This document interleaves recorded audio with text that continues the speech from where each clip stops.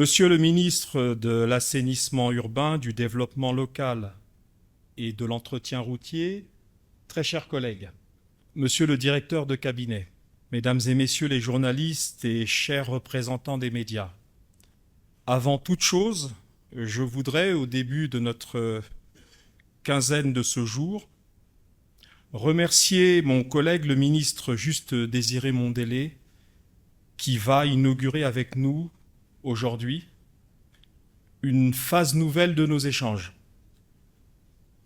En effet, et cela avait été, je crois, un souhait unanime de tous et de chacun ici, il est opportun que, de temps en temps, sur des sujets d'actualité brûlante qui touchent au quotidien de nos compatriotes, des membres du gouvernement viennent plancher et échanger avec vous dans la quinzaine du gouvernement, cette quinzaine n'étant pas exclusivement l'apanage ou l'affaire du seul porte-parole. Le ministre Mondélé va assurément nous apporter des précisions utiles sur la signature récente d'un contrat de délégation de service public pour la collecte des déchets solides et l'exploitation des services de propreté à Brazzaville et à Pointe-Noire, délégation signée entre le gouvernement, représenté par mon collègue, et la société turque Albayrak. Il s'agit d'une excellente nouvelle pour nos concitoyens habitant dans les deux plus grandes villes de notre pays qui vont, et c'est notre espoir, retrouver un service public essentiel à la vie quotidienne et un environnement assaini. Monsieur le ministre, Mesdames et Messieurs, avant tout propos, ayons une pensée pour les victimes du naufrage meurtrier d'un canot rapide qui reliait Brazzaville à Kinshasa le 22 avril dernier. D'autre part, en ces heures sombres, et à la suite du président de la République qui a marqué sa solidarité avec l'Église catholique, en assistant à la messe célébrée à la mémoire de sa sainteté le pape François, nous réitérons nos sincères condoléances à l'ensemble de la communauté catholique du Congo. Le pape François fut un homme de foi, de dialogue entre les religions et de compassion pour les plus pauvres. Il a porté, durant son pontificat, un message d'humilité, de justice et de fraternité. Enfin, notre pays a été endeuillé par la disparition d'un grand homme d'État, Maître Aimé Emmanuel Yoka, ancien ministre d'État. Ce grand serviteur de l'État, dont nous saluons la mémoire, a eu un parcours qui a profondément marqué l'histoire politique, institutionnelle et juridique de notre pays. Mesdames et messieurs, notre pays a connu, ces jours derniers, un grand succès diplomatique avec l'adoption, à l'initiative du président Denis Sassou Nguesso, d'une résolution par l'Assemblée générale de l'ONU sur la décennie des Nations unies sur le boisement et le reboisement. L'adoption de cette résolution et la consécration de la constance, de la vision et des actions du président de la République du Congo, qui bataille, et nous le savons tous, depuis des décennies, pour la préservation de la richesse verte du monde. La Journée nationale de l'arbre, célébrée dans notre pays depuis 1984, à un moment où les questions d'environnement et d'écologie n'étaient pas au cœur de l'agenda mondial, est la preuve palpable de la crédibilité de l'action de notre chef d'État, dont le message est désormais endossé par le monde entier. Autre sujet de l'actualité récente, nous pouvons citer le lancement de la Semaine africaine de vaccination qui couvrait la période allant du 24 au 30 avril 2025, c'est-à-dire jusqu'à ce jour. Le message du gouvernement sur le sujet a porté sur l'importance de la vaccination, qui est un acte de protection, un geste de solidarité et une barrière contre la souffrance évitable. Le gouvernement, à travers cette campagne, affirme sa volonté de préserver ce qu'il y a de plus précieux, la vie, la santé et surtout l'avenir de nos enfants. Mesdames et messieurs, pour finir mon propos liminaire, je voudrais faire ici un clin d'œil à vos confrères des Dépêches de Brazzaville. Je ne sais pas si ce journal est représenté aujourd'hui, si c'est le cas qu'il nous soit indiqué qu'il l'est. Vous avez fêté hier, 29 avril, votre 5 millième numéro. Ce n'est pas rien pour un journal quotidien, notre unique quotidien.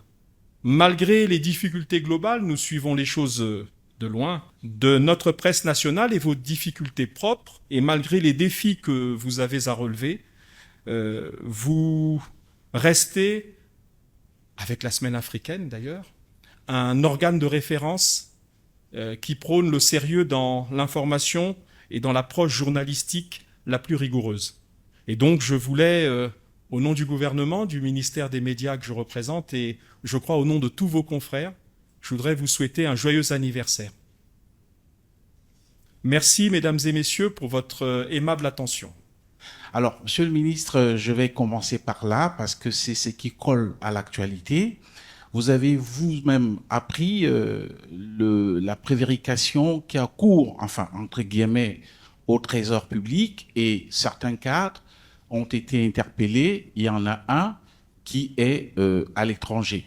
Alors, on ne sait pas exactement à quoi ça tient, quels sont les mobiles qui ont justement amené cette démarche judiciaire, d'autant plus que on sait que dans notre pays, nous disposons des institutions qui jouent le rôle des régulateurs, mais en même temps, qui doivent procéder au contrôle et à l'audit. Je pense par exemple à l'IGF, c'est-à-dire l'Inspection générale des finances, l'Inspection générale de l'État, la Cour des comptes, la RALC, la Direction générale du contrôle de l'État, le Commissariat national aux comptes.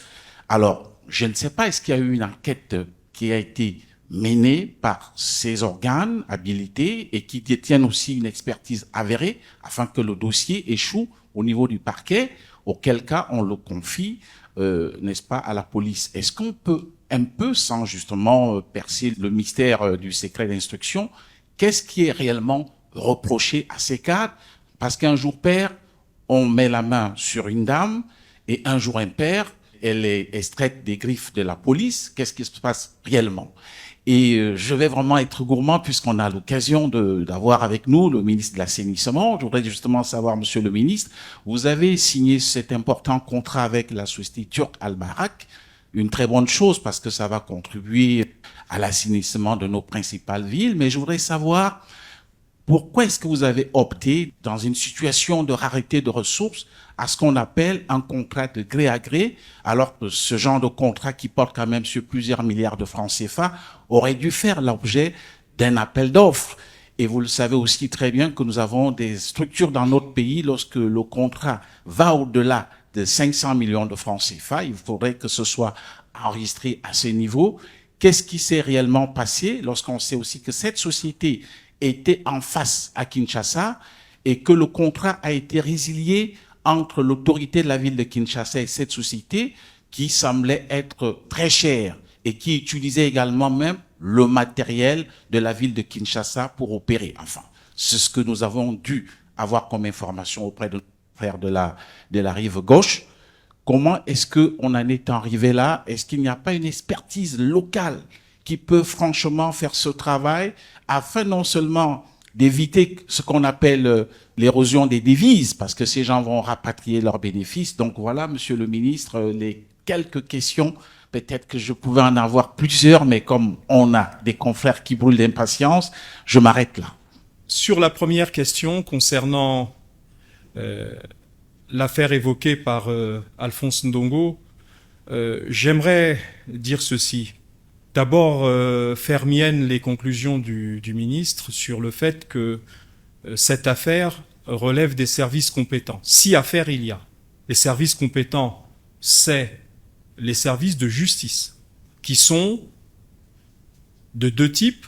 Vous avez les services du procureur de la République, qui éventuellement mènent une instruction, ouvrent une information judiciaire, et qui peuvent, à l'occasion de la recherche de la vérité ou d'éléments matériels sur une clameur ou sur quoi que ce soit d'autre, mettent en mouvement un certain nombre de services, notamment la police judiciaire et tous les services de police afférents.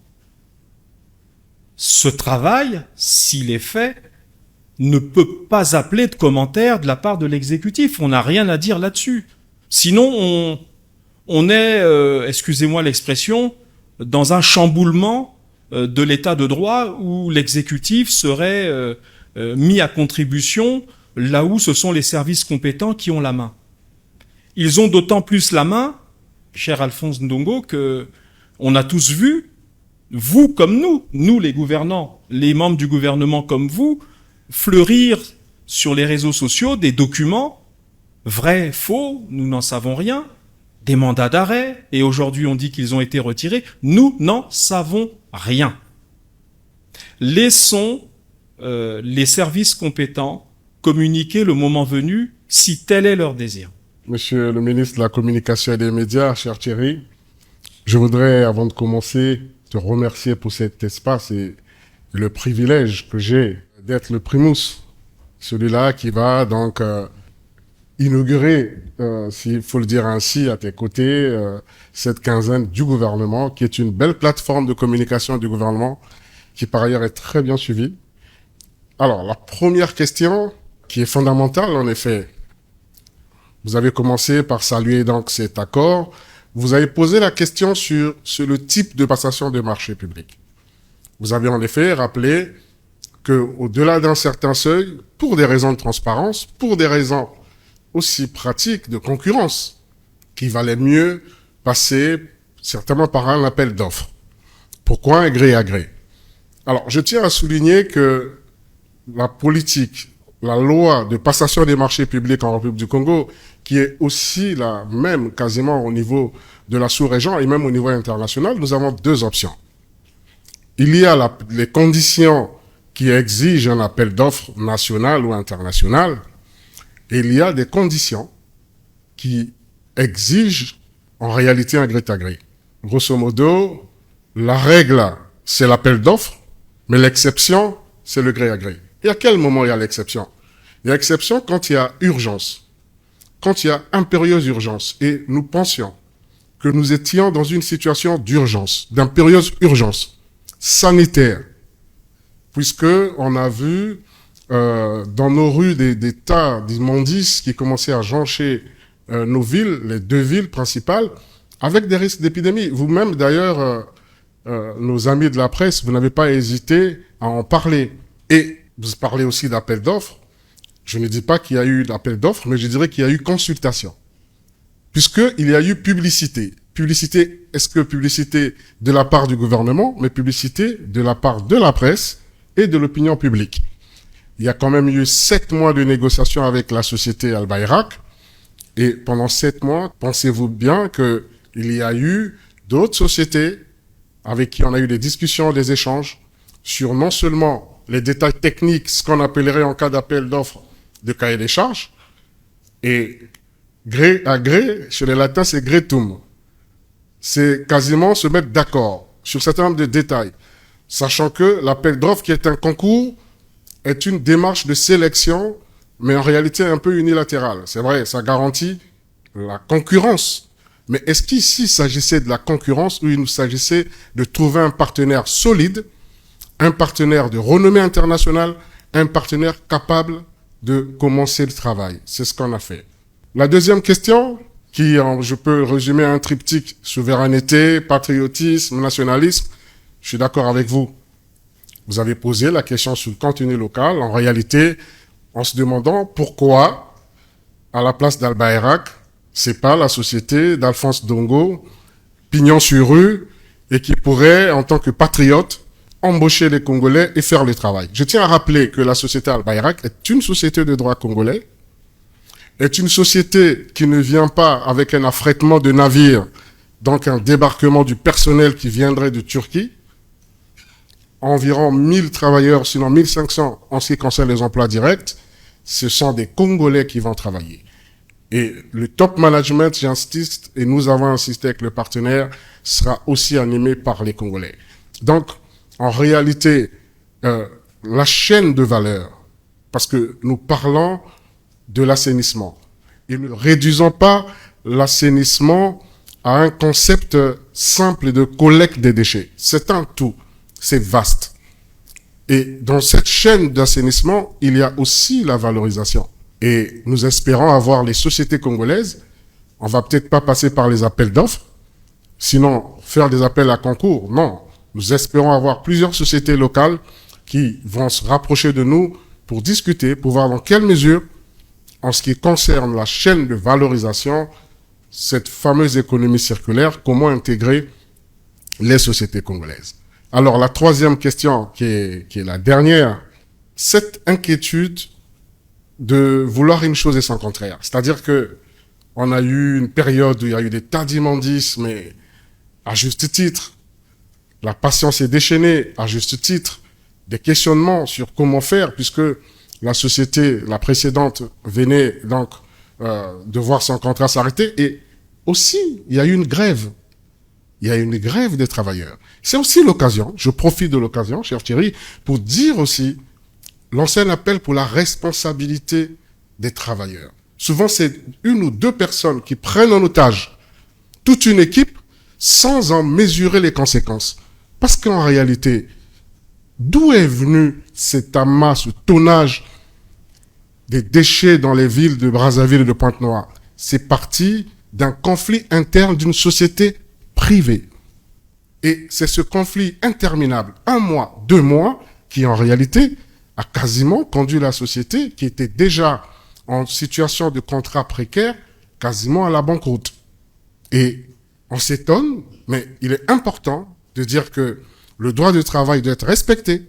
Lorsque le service minimum est respecté, on protège aussi l'outil de travail. Dans ce cas, l'outil de travail n'a pas été protégé. La conséquence, c'est qu'on a connu ce qu'on a connu. Donc, il est important de remonter à l'étiologie des faits. Et l'étiologie des faits, c'est que ces 2, 3 bonhommes qui se sont retrouvés, qui ont pris en otage une société, et aujourd'hui, ils n'arrivent pas à faire face aux obligations sociétales, aux obligations sociales, aux conditions des autres travailleurs. Ernest Blanchard-Dimi, je pose mes questions pour le Patriote et le groupe Brazanet. J'ai bien envie, directement chez le ministre Mundele, mais je commence par vous. C'est la même question, le fameux Trésor Gate, le dossier. Donc, je crois que c'est quand même un acteur important de l'exécutif, puisque le Trésor dépend du ministère des Finances, donc il fait partie de l'exécutif. Au-delà des aspects judiciaires, et soutenu par le principe de la séparation des pouvoirs, est-ce que le ministre de la Communication, porte-parole du gouvernement, peut nous expliquer en réalité ce qu'il se passe au Trésor public en lien avec cette affaire dite Dongo Zidane? Qu'est-ce qu'il en sait en tant que porte-parole du gouvernement? Parce qu'il s'agit quand même d'un acteur important de l'exécutif. Les trésors, c'est pas rien dans notre pays. Les autres questions, elles vont à l'endroit du ministre Mundele juste. Je sais que c'est, Alphonse l'a dit, c'est notre vœu le plus ardent qui est exaucé, mais on croit que ça va continuer avec les autres ministères techniques. On aurait bien voulu avoir, par rapport à l'actualité aussi, le ministre des Finances ici. On connaît sa situation, ça va. Mais, monsieur le ministre, nous avons fait 2 publications dans Brazanet sur la signature du contrat Albarak et le Congo. Et c'est la seule publication de toute l'expérience que nous avons de 7 ans d'existence de cet organe de presse qui a fait que nous ayons beaucoup de communication, beaucoup d'appels de la part de ceux qui veulent en savoir davantage. La question qui se pose, c'est de savoir qui seront les employés d'Albarak. Est-ce que c'est les gens d'Averda ou c'est ouvert à tout le monde? Les Congolais veulent savoir, ils sont nombreux à demander parce qu'ils veulent travailler là-bas. Ils sont très nombreux.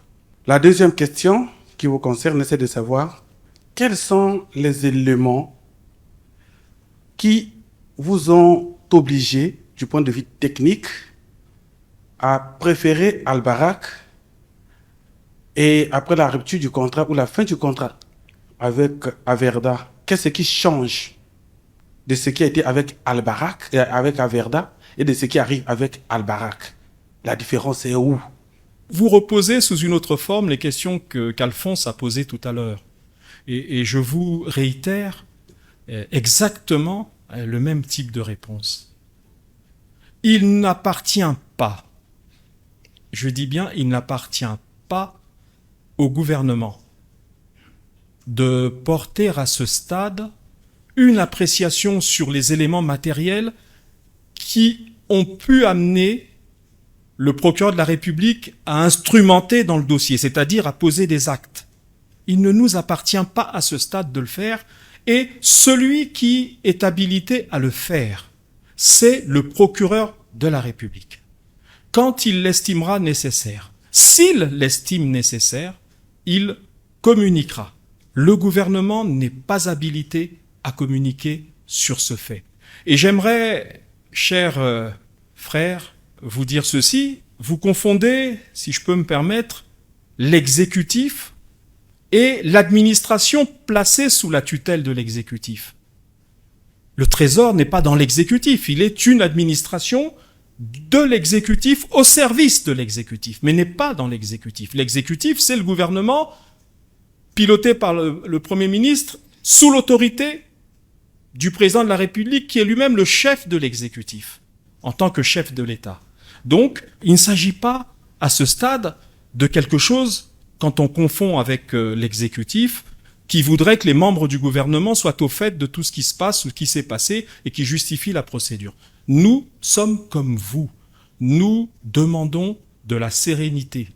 Je vais passer aux deux questions de M. Dimi, qui en réalité est une seule question. Pourquoi Al-Bayrak et qui va y travailler? Quelque part, c'est ça la question. Qu'est-ce qui diffère de choix entre Al-Bayrak et Averda? Vous me mettez dans une situation un peu délicate. Il ne s'agit pas ici de distribuer les points. Je pense que sortons un peu de notre hypocrisie à tous, moi y compris, vous et nous.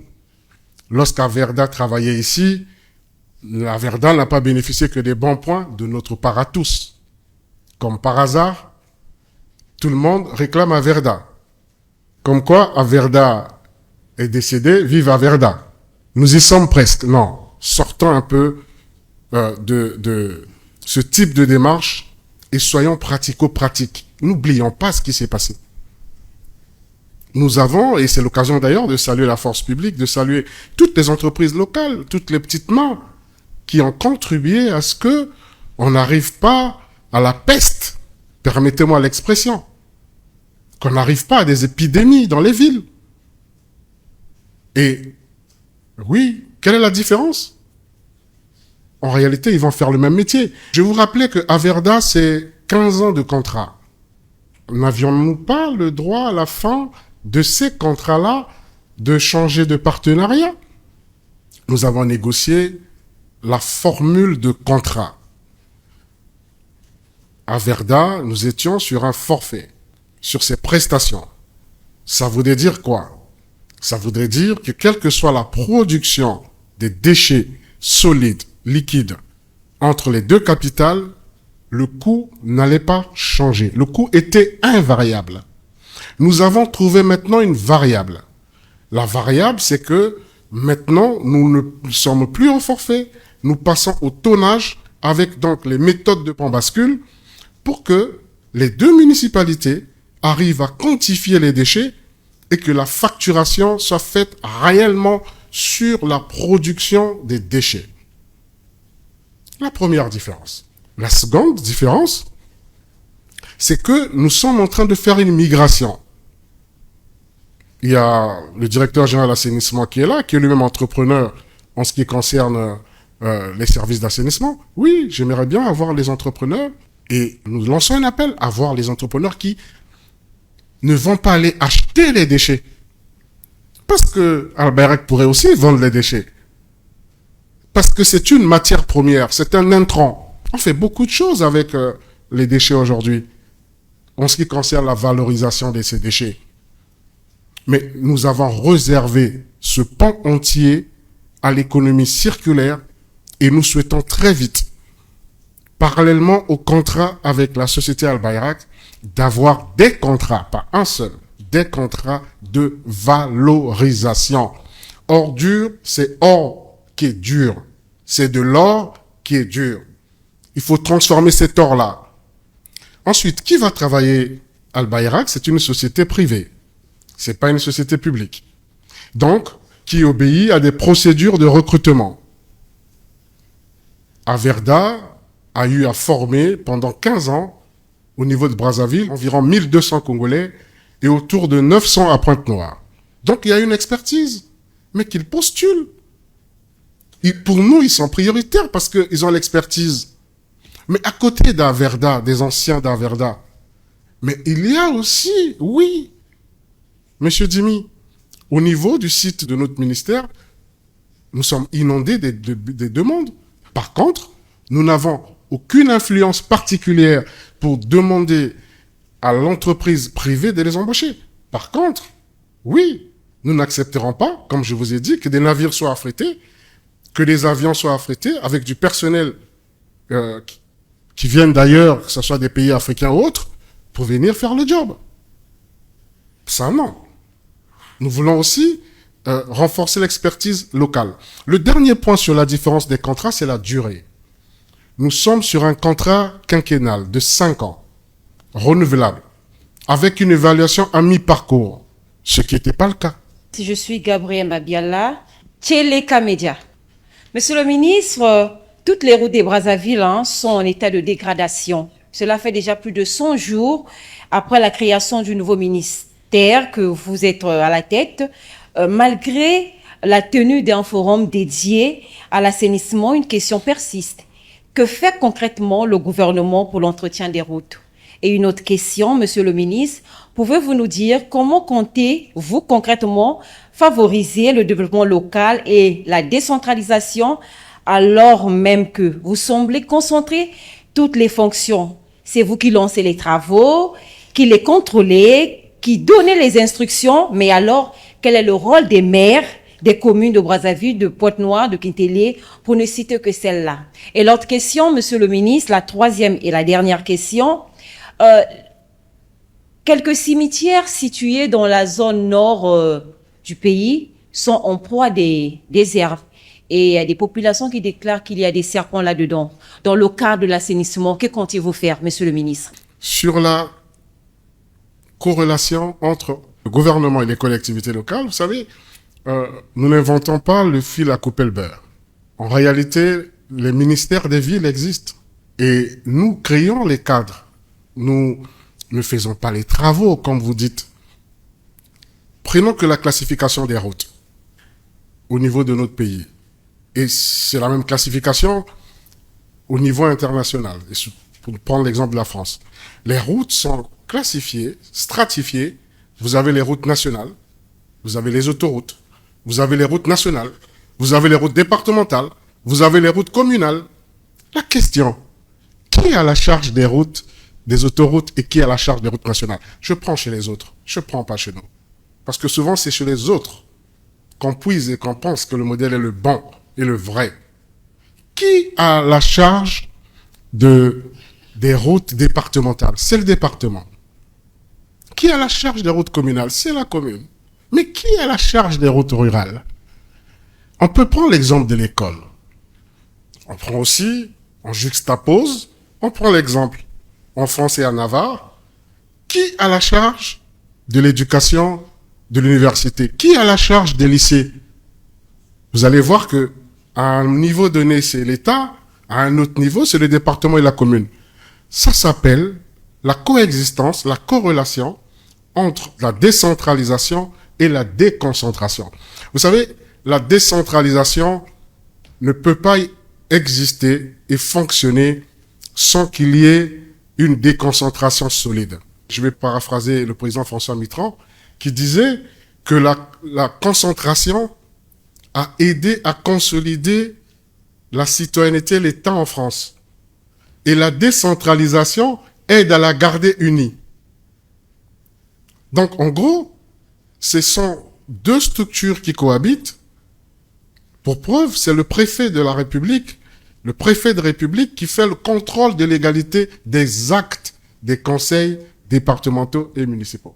Alors, 3 mois après, les routes sont en très mauvais état. Qu'est-ce qu'il en est? Qu'est-ce qui dégrade nos routes? Parce que pour que nos routes deviennent en mauvais état, ça veut dire qu'il y avait un point de départ où les routes étaient en bon état. Personne ne s'est levé un matin, les routes dégradées. Les routes ont existé et en bon état.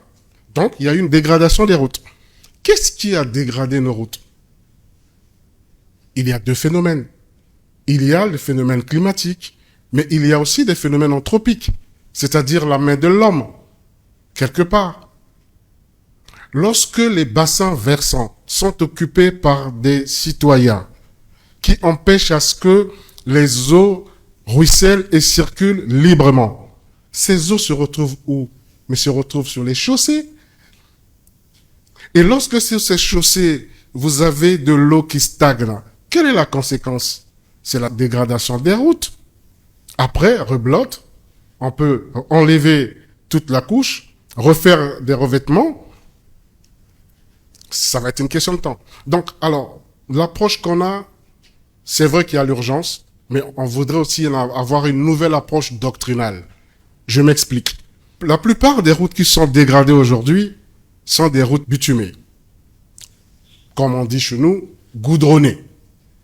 La question, c'est, je disais qu'il faut peut-être aller vers une nouvelle doctrine. Est-ce que devrons-nous continuer à garder des chaussées sur ce revêtement bitumeux ou alors aller vers les pavés, par exemple? Vous savez, les grandes villes, Lisbonne, Paris, Rabat, c'est des pavés.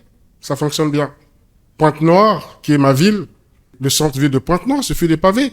Le jour où on a mis le goudron, ben, on a les conséquences qu'on a aujourd'hui. Donc, oui, nous avons, au niveau du gouvernement, en train de voir dans quelle mesure, en ce qui concerne Brazzaville et Pointe-Noire, les expériences ont déjà commencé. Je pense que ceux qui sont passés par Mazala ont vu qu'il y a ces pavés, je pense. Bon, même si Tcheleka ne fera pas le reportage certainement là-dessus, mais comme je serai invité, il faudra bien faire un reportage aussi là-dessus et on fera le commentaire. L'ambition, c'est vraiment aller vers du tout pavé. C'est ça l'ambition. Mais cette ambition, elle s'accompagne aussi des moyens. Et la conjoncture n'est pas meilleure, mais on n'est pas aussi les plus malheureux. Donc, on essaie de voir dans quelle mesure le gouvernement peut trouver de la ressource, mettre à disposition pour les villes, essentiellement Brazzaville et Pointe-Noire. Je suis Lucien Martial, j'interviens pour le compte de RFI. J'aurais pu poser la question à un gestionnaire de la SNE, permettez-moi le vieux nom, ou de la SNE, mais comme vous êtes là, j'en profite. Vous savez, assainir une ville, c'est créer des conditions, sinon les bonnes conditions de vie des populations. C'est donner l'eau, c'est donner l'électricité. Mais je vous assure que ces 2 denrées-là sont devenues très rares dans plusieurs quartiers de Brazzaville ces 3 derniers jours. Je ne sais pas si vous êtes au courant. Et j'aimerais vous poser la question de savoir jusqu'à quand ce calvaire-là. Merci. Alors, très bonne question. Jusqu'à quand ce calvaire? La problématique de l'eau et de l'électricité est une problématique qui a pas longtemps a défrayé la chronique. Il y a eu une approche en ce qui concerne les mécanismes BOT, Build Operating Transfer, donc construire, opérer, transférer. Ça fait un débat. D'où je parlais du langage de la vérité. On a entendu les syndicalistes dire « nous sommes compétents ». Ils ont d'ailleurs même montré leur fait d'armes. Après les situations qu'on a connues, c'est nous qui avons réhabilité. Nous pouvons le faire. Voyez, mais on a besoin de la ressource financière. On ne doute pas de l'expertise. L'expertise existe. Mais le réseau, aujourd'hui, répond aussi à la démographie. Nous avons une démographie qui a, surtout dans les 2 grandes villes, vous voyez, Brazzaville et Pointe-Noire, il y a une démographie galopante qui nécessite quoi en réalité? Qui nécessite la viabilisation des quartiers et des zones, parfois qui se sont installés, on s'est presque endormi, on s'est réveillé, il y a un nouveau quartier, et ce nouveau quartier a besoin de l'eau, de l'électricité, et le temps que les spécialistes installe l'électricité, les quartiers, on a des familles qui sont installées. Voyez-vous? Donc, oui, il faut qu'on regarde les nouveaux moyens de financement. On ne peut pas continuer aujourd'hui à penser que l'État, à lui tout seul, peut financer ces projets de réhabilitation et en réalité, de transformation radicale, d'augmentation, d'optimisation, que ce soit de l'électricité. Mais il y a des méthodes. Ces méthodes sont appliquées aussi ailleurs, aux États-Unis, au Japon, au Gabon, en France et au Congo. Ce sont les BOT, ce sont les affermages. Après, on peut avoir un débat là-dessus. Voyez-vous, le débat s'est estampé. C'est fini. On a enterré le projet. Ça y est. Peut-être que on devrait s'asseoir pour se demander si l'autre partenaire, parce qu'il était africain, il n'était pas bon parce qu'il était africain. Parce qu'un coup, quand c'est les Africains, peut-être qu'il était africain. Peut-être qu'il faut qu'on aille regarder du côté des Amériques, du côté de l'Europe. Mais en réalité, Monsieur le commissaire Martial, vous posez là la question de l'approche technique, l'approche opérationnelle, l'approche économique. Partout ça se fait comme ça, c'est des BOT. On parlait des routes. Madame parlait des routes. Mais comment se font les routes ailleurs?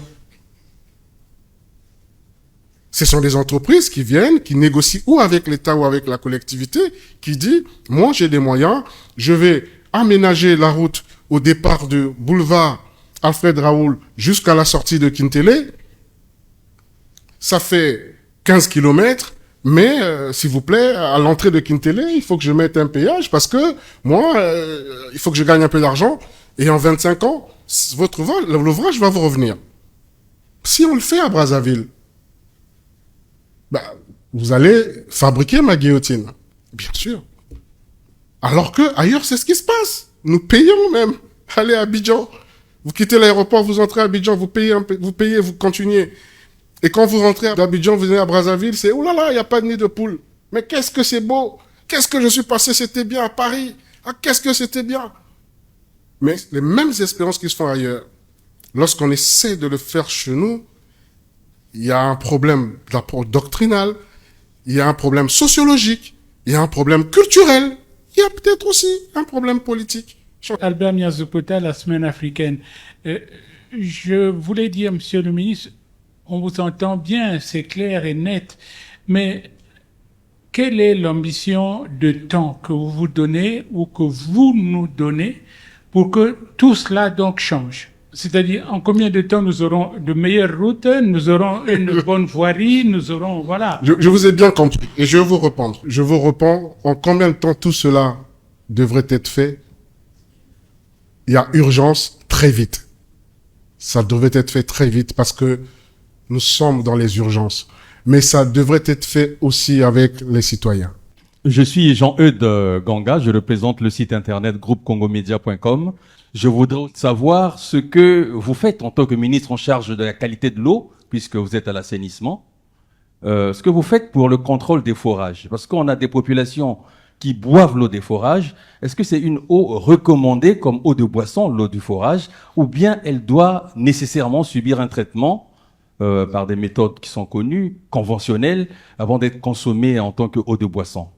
Votre interrogation, en fait, fait appel à une concertation pratiquement interministérielle, parce qu'il y a un ministre, mon collègue en charge de l'hydraulique, il y a aussi ma collègue en charge des questions de l'environnement, et naturellement nous-mêmes, on devrait en effet pouvoir voir dans quelle mesure rassurer les populations, parce que, vous savez, les sociétés qui vendent de l'eau minérale ou de l'eau plate ou de l'eau, souvent, pour la bonne publicité, c'est écrit l'eau de source. Et c'est même précisé, surtout à l'étranger, c'est écrit l'eau de source naturelle. Mais par contre, votre proposition de faire le recensement de ces sources, elle est pertinente. Merci pour cette contribution citoyenne. Je suis Tracy Kakipebe, journaliste à GoTV. Quel est le sort réservé aux anciens agents d'Averda? Le gouvernement paiera-t-il des droits à ces agents ou bien ils seront abandonnés à leur triste sort? Le sort des anciens sociétaires, des anciens agents d'Averda, je pense que la société, qui est une société privée, J'insiste là-dessus. C'est une société privée. C'est pas l'État qui a embauché pour le compte d'Averda. Averda a embauché pour son propre compte. Et les informations que nous avons, parce que ça nous préoccupe, parce que c'est le sort de nos compatriotes. Je sais qu'à ce jour, ils avaient reçu des notifications de cessation de leur contrat de travail. Ils ont pu percevoir, pour certains, sinon pour tous, quelques mois de salaire, mais il leur manquerait, je crois, 2 ou 3 mois de salaire.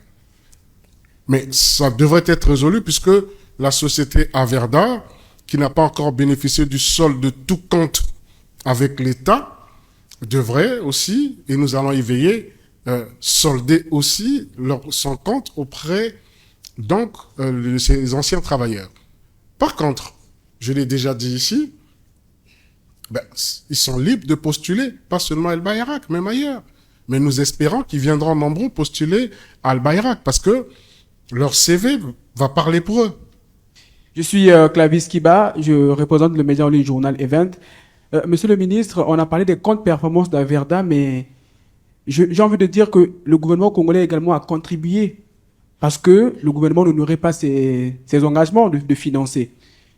La question que je voudrais poser, c'est de savoir, est-ce qu'avec Al Bayrak, il y a un nouveau mode de financement? Est-ce que, souvent, la même cause produit les mêmes effets, est-ce que vous avez trouvé des précautions pour ne pas qu'on tombe dans les mêmes erreurs?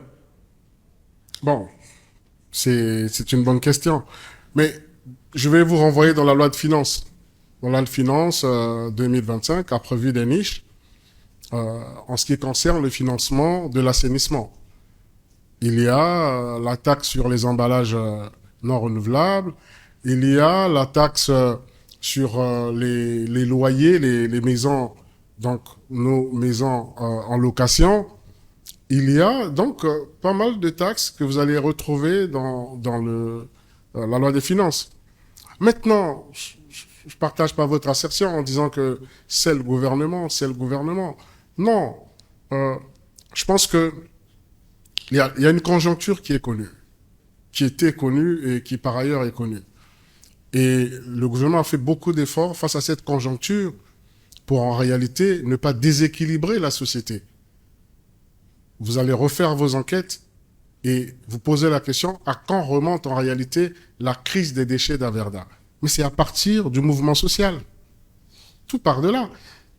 Ma conviction, elle ne reste que la mienne. Vous la partagez, c'est bien, mais je ne demande pas qu'elle soit partagée forcément, parce que c'est la mienne. Ma conviction, la plus profonde, est que si les travailleurs d'Averda n'étaient pas rentrés dans une grève interminable, je pense qu'on n'aurait peut-être pas eu, on ne serait peut-être pas ici en train de parler d'une autre société. Je suis Gabrielle Mabiala. Avec vous, Monsieur le ministre, nous avons remarqué ces derniers temps, cela fait depuis 2020, que le président de la République ne fait plus des rencontres avec la presse nationale, plutôt des interviews avec la presse internationale. Qu'est-ce qu'il reproche à la presse locale concrètement? Et on aimerait savoir les interviews qu'il échange avec la presse internationale, à qui s'adresse-t-il concrètement? Écoutez, je vais vous poser, mais vraiment à tous, une simple question. Y a-t-il ici un organe qui aurait fait une demande d'interview au président de la République, demande passant par les voies administratives habituelles, c'est-à-dire le cabinet du président, qui lui-même renvoie à l'intérieur du cabinet au département communication et médias de la présidence de la République, et que cette démarche, depuis 2020, avez-vous dit, n'aurait pas été couronnée de succès. Y a-t-il ici un organe qui a fait une demande d'interview formelle, officielle, administrative au président qui n'a pas fait l'objet de réponse? Citez-moi. Y a-t-il un organe? Y en a-t-il un? Bon, comment voulez-vous que le président réponde si on ne lui pose pas la question? Je crois que quelque part, il y a un verset biblique qui dit « Frappe et on t'ouvrira. Frappez et le président certainement vous ouvrira. » Monsieur le ministre, je parlerai sport. Depuis le 6 février, nous le savons tous que la FECOFOOT est suspendue provisoirement pour ingérence des shares. Et la FIFA sera en congrès, 75e congrès de la FIFA, le 15 mai. Dans l'ordre du jour de ce congrès, au numéro 4, est inscrit le cas de la suspension d'une fédération. Au niveau du Congo, rien ne change, rien ne marche, rien n'évolue. Le ministère en charge des sports a eu plusieurs fois la volonté de faire sortir la FECOFOOT dans cette crise. La commission ad hoc a libéré le siège, mais à ce jour reste l'ordonnance de rétractation au niveau du tribunal des grandes instances de Brazzaville qui tarde à être délivrée. Parce que le dossier semblerait être vide. Est-ce la volonté du gouvernement de voir la destruction des jeunes talents? Également, la deuxième question. Depuis un certain temps, on assiste au niveau du sport en général, une chanson, pas d'argent, pour les fédérations engagées aux compétitions internationales, à l'instar du judo et des lutteurs qui devraient se rendre au championnat d'Afrique, qui ne sont pas partis, pour les judokas en Côte d'Ivoire et les lutteurs au Maroc, faute d'argent. Mais lorsqu'il s'agit du football, il y a toujours eu de l'argent. Pourtant, ces athlètes sont capables d'apporter au Congo des médailles d'or, d'argent et de bronze. Pourquoi ce choix du gouvernement? Pourquoi c'est toujours le football, pas les autres fédérations? Bon, vous semblez être renseigné sur l'ordre du jour du congrès de la FIFA. Nous souhaitons, le gouvernement souhaite qu'effectivement la suspension provisoire qui pèse sur notre pays, notre football, soit levée le plus tôt possible. Et le gouvernement s'attelle à cela. Pour votre information, toutes les plus hautes autorités de l'État, aujourd'hui, comme vous, comme nous, souhaitent que cette suspension provisoire soit levée et que nous n'aboutissions pas à une suspension pour un temps déterminé qui ne pourrait plus être levée, quelles que soient nos plaidoiries. Et donc attendons et nous espérons, nous croisons les doigts. Vous dites le 15 mai, mais écoutez, le gouvernement, la fédération et tout le monde va plaider auprès de la FIFA parce que une suspension pour une durée longue compromettrait les possibilités pour notre sport roi, c'est-à-dire le football. Vous parlez ensuite du financement des compétitions. Bon, j'aimerais, madame, si vous le permettez, faire un brin de provocation. Excusez-moi, il n'y a qu'en Afrique que nous voyons les fédérations sportives qui sont des associations de droit privé, hein, même si elles bénéficient d'une délégation de services publics dans leurs domaines respectifs, football, handball, basketball, etc., athlétisme, etc. Ce sont des fédérations de droit privé. Nous sommes en Afrique en général et au Congo en particulier dans une logique qui consiste à penser que l'État doit financer ces fédérations, qui par ailleurs ont des adhérents, certainement peuvent dégager des recettes, et si elles ne le font pas, doivent trouver les moyens d'en dégager. Maintenant, excusez-moi madame, mais celui qui paye décide, puisque vous évoquez pourquoi on donne plus là-bas et moins là. Ben, il y a quelque chose qu'on appelle le sport roi, c'est le football, c'est la loi du nombre. C'est-à-dire, là où il y a plus de passion, puisqu'on demande à l'État de payer quand il peut, ben, il a tendance à donner la part du lion un peu plus à celui dont les retombées médiatiques, sportives et même politiques, au sens noble du terme, sont les plus grandes. Voilà ce que je pourrais vous répondre. Maintenant, ça n'exclut pas que quand il le faut, et on a eu l'exemple récent de nos handballeuses à Kinshasa, quand il le faut financer, surtout quand on a des espoirs de médailles.